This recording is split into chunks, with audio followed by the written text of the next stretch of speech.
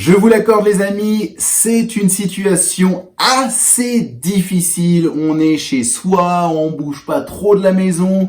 Il y a dans tous les placards là, de ci, de là, toute cette nourriture qui nous fait envie. Et qu'est-ce qui se passe quand on monte sur la balance? Eh ben on remarque qu'on commence à prendre du poids. Alors justement, je vais essayer de vous donner quelques tips pour éviter de prendre du poids pendant cette situation de confinement.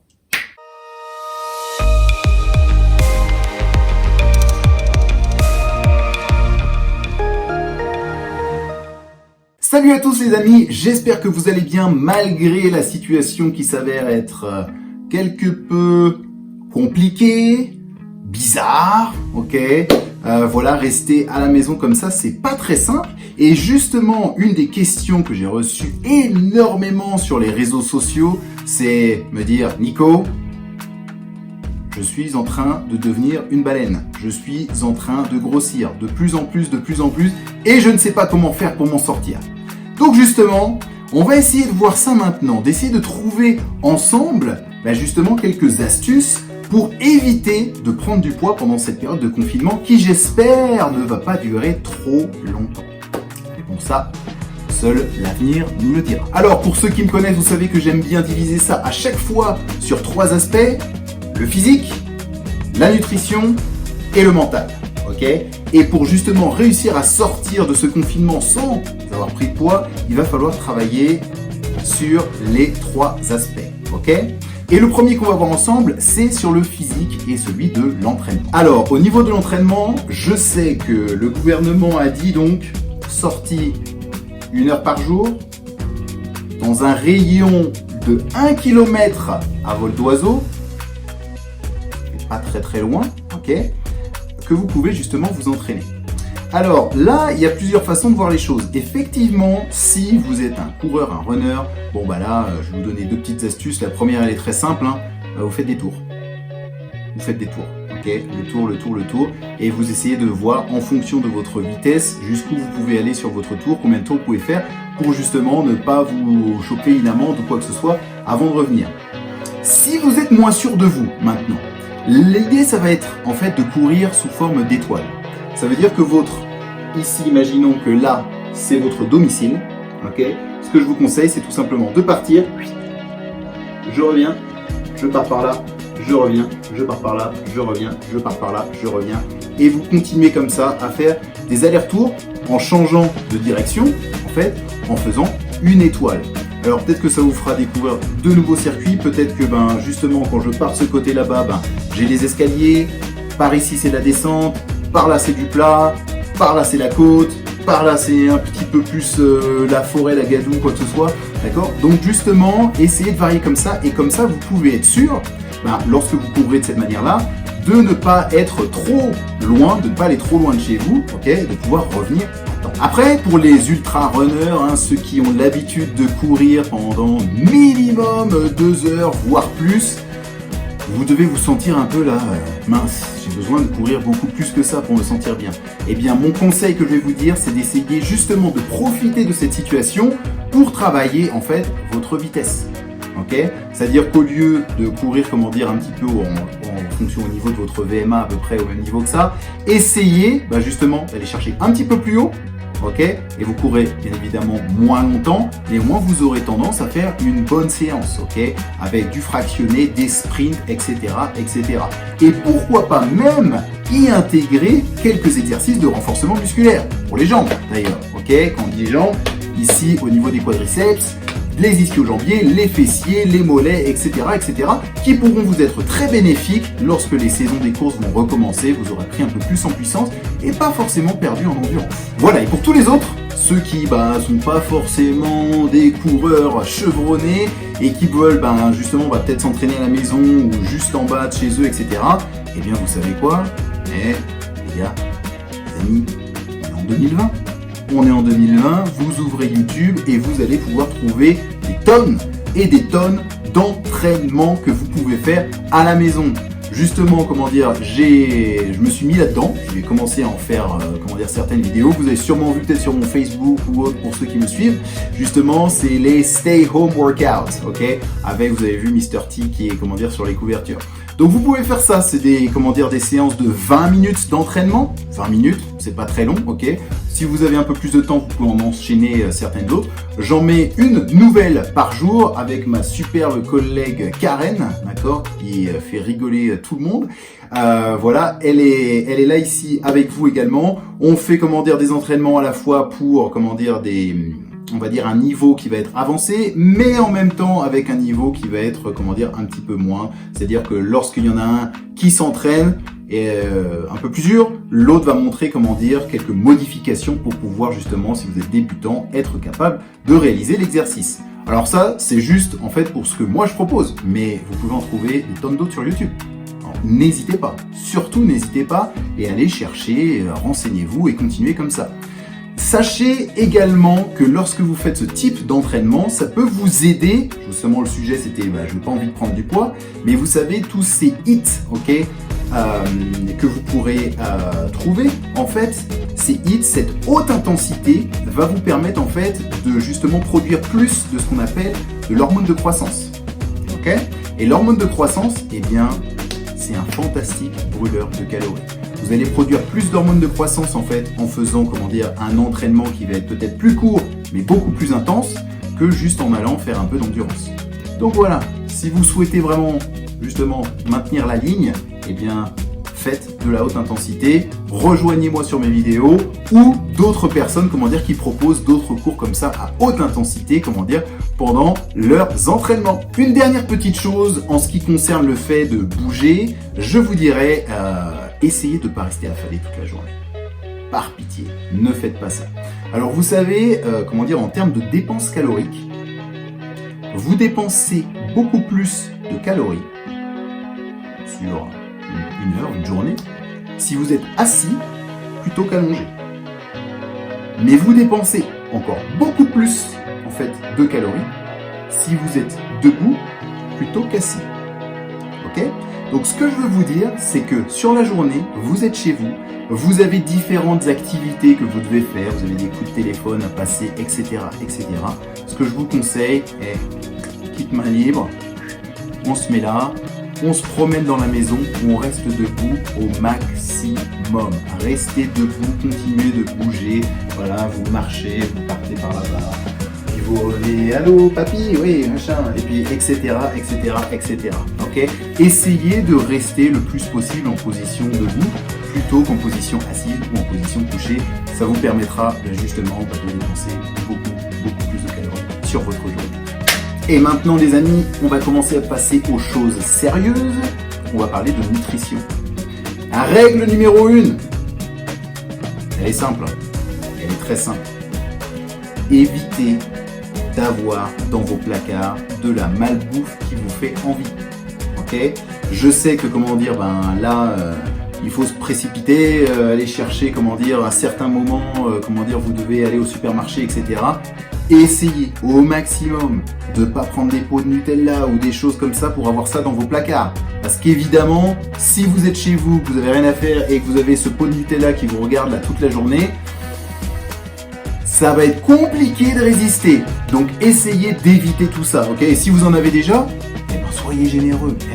On donne tout ça aux voisins, d'accord ? Ou à d'autres personnes, qui n'ont pas de problème de poids. Et croyez-moi, si vous n'avez pas ça dans les placards déjà, c'est une grosse bataille de gagner. Et maintenant, la vraie question, c'est comment résister en fait ? Comment résister à ne pas grignoter toute la journée ? Parce que vous savez, je pense que c'est pour moi le cas, c'est pour le cas de la plupart des gens qui me contactent. En fait, dès qu'ils sont chez eux, c'est difficile parce que je vois tous ces petits trucs. Alors je vais picorer un petit peu de ceci, picorer un petit peu de cela, ceci, etc. Et donc, si vous continuez comme ça, effectivement, la dose calorique sur la journée, elle devient importante. Donc, ce que je vous conseille de faire, justement, c'est d'essayer d'être organisé. Okay. Organiser, ça veut dire quoi ? Ça veut dire vous allez vraiment vous fixer déjà 3 principaux repas. Okay. Petit déjeuner, oui, il faut prendre son petit déj. Petit déjeuner, déjeuner, dîner. Okay. Où vous allez avoir déjà de bons apports en calories. Okay. Et forcez-vous à le faire. Et entre chacun de ces gros repas, essayez d'avoir une pause pour faire un snack. Okay. Alors ce snack, ça peut être quoi? Ce que je vous conseille aujourd'hui, c'est d'essayer d'avoir une ration de protéines dans votre snack, ok? Une ration de protéines avec un fruit, ok?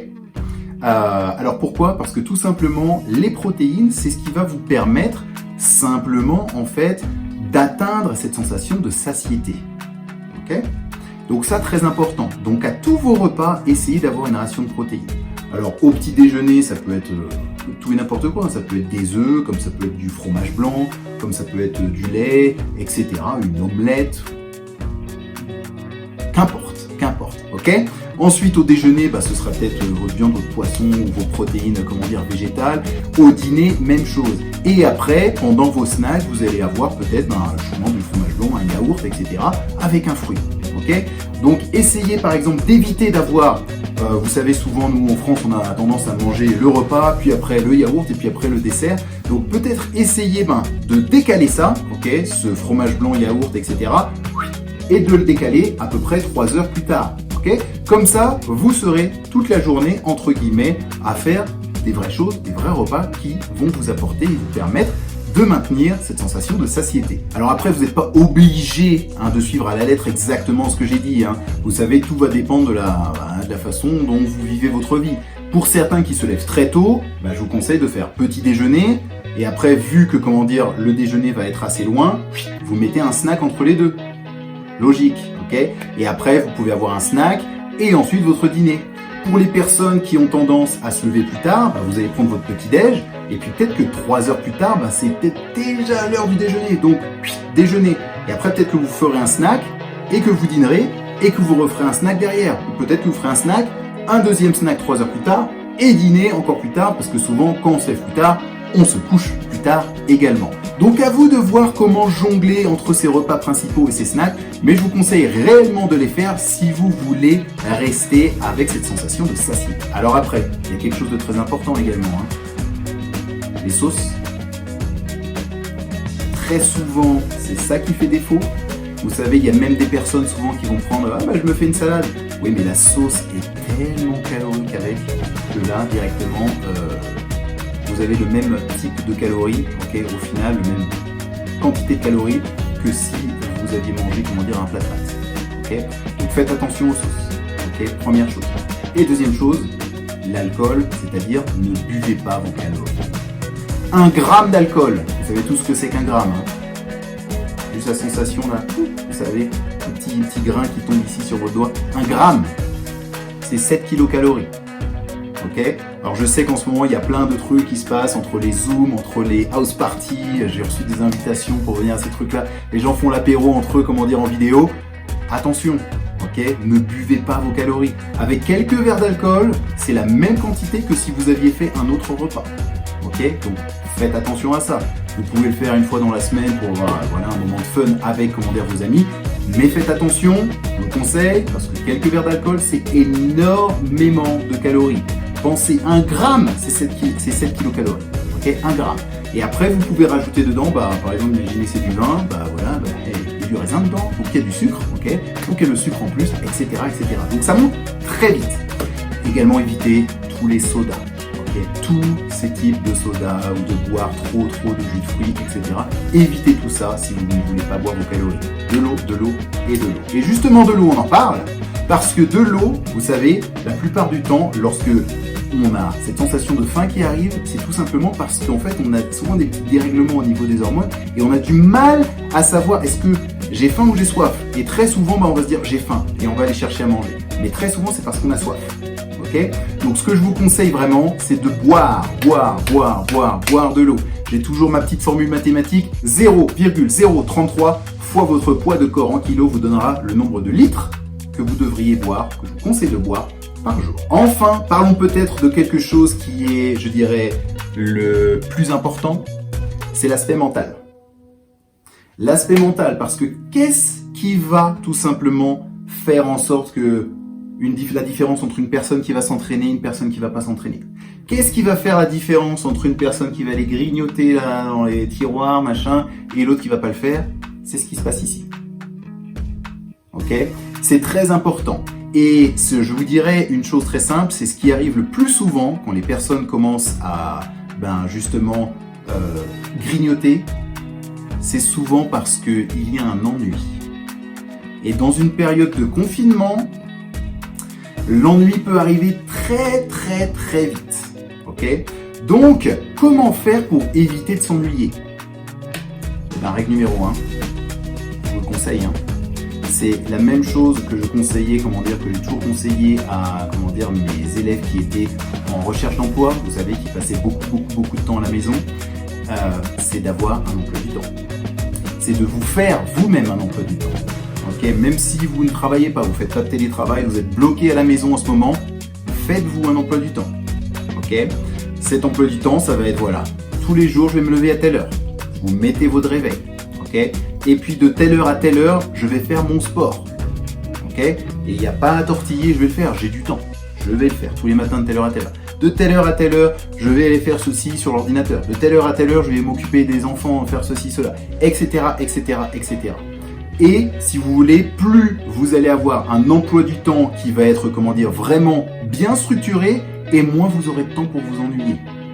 Et justement, essayez en plus de ça, de profiter de ce temps libre que vous avez aujourd'hui pour peut-être aller chercher un petit peu plus dans, vos passions.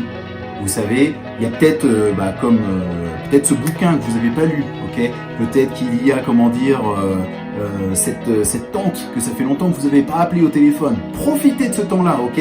Ou si peut-être des loisirs créatifs, le dessin, la peinture, que sais-je, mais profitez de ces temps-là justement pour aller rechercher un petit peu plus dans vos passions, dans ce que vous aimez faire. Et même si c'est l'entraînement, vous pouvez essayer des choses maintenant à la maison.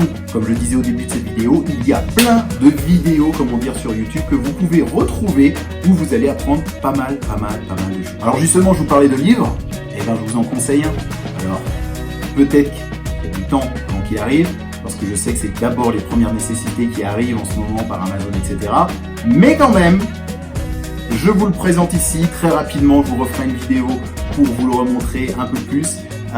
Celui-là s'appelle donc le Fit Challenge, et ce Fit Challenge en fait est tout simplement un bouquin qui est une réédition entre guillemets du premier bouquin que j'avais écrit, Je vais vous faire aimer votre corps. Et donc normalement je devais revenir en France pour faire la promotion de ce livre, faire les tours des FNAC, etc. Mais comme vous imaginez bien, c'est annulé. Donc dans ce bouquin, vous pourrez retrouver justement, si vous cherchez des conseils pour vous entraîner et autres, vous retrouverez ici des recettes, vous retrouverez des entraînements et vous retrouverez des petites réflexions pour le mental à faire chaque jour. Et bien voilà les amis, j'en ai fini pour cette vidéo. J'espère qu'elle vous a plu, que vous avez appris des choses. Si vous avez les moindres questions, n'hésitez pas. Mettez ça dans les commentaires et je me ferai un plaisir de vous répondre. N'hésitez pas, on va la jouer à la YouTube, à mettre le petit pouce bleu, vous savez, pour faire remonter cette vidéo, à la partager à vos amis qui sont un petit peu en train d'avoir des petites peurs au niveau de la prise de poids pendant cette période de confinement. Voilà. Et puis, je vous dis à la prochaine pour une nouvelle vidéo. Je vous représenterai le livre et en attendant, il y aura d'autres vidéos d'entraînement qui vont arriver. Alors je sais qu'il y en a qui m'en ont demandé en français, je vais en faire pour vous. Voilà, parce qu'apparemment l'anglais c'est pas encore votre fort, on va en faire en français également, ok ? Et je vous dis donc à la plus tard. Allez, ciao !